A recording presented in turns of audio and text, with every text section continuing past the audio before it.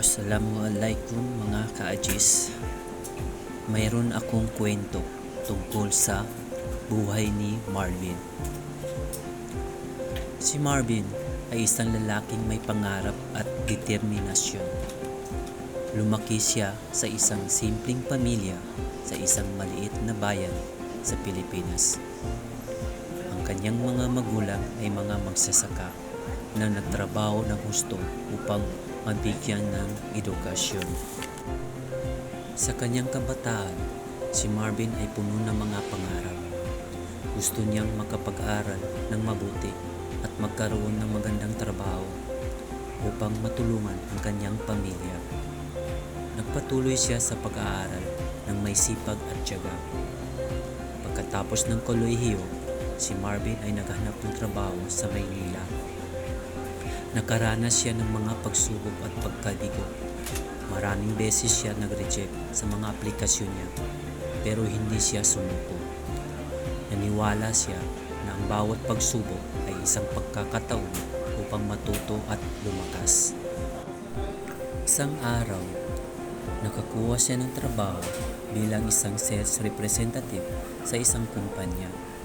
Sa simula, mahirap para sa kanya, ngunit sa paglipas ng panahon, napatunayan niya ang kanyang sarili.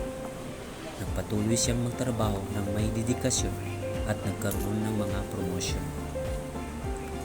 Si Marvin ay nagdesisyonan magsimula ng sariling negosyo pagkaraan ng ilang taon.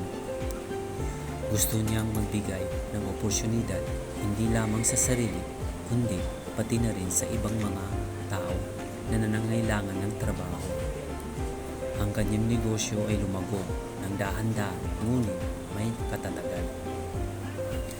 Ngayon, si Marvin ay isang matagumpay na negosyante.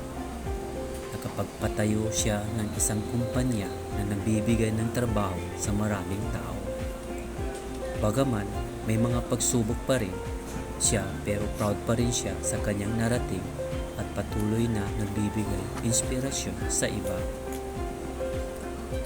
Anong aral ang mapupulot natin sa kwentong ito?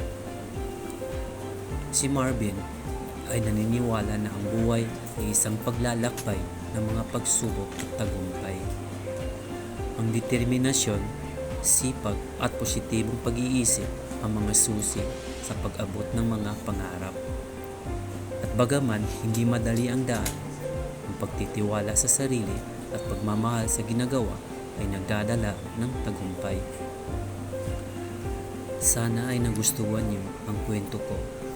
Gusto mo ba ng mga pagbabago o may iba kang gustong talakay tungkol sa kwento ng buhay? Maraming salamat po.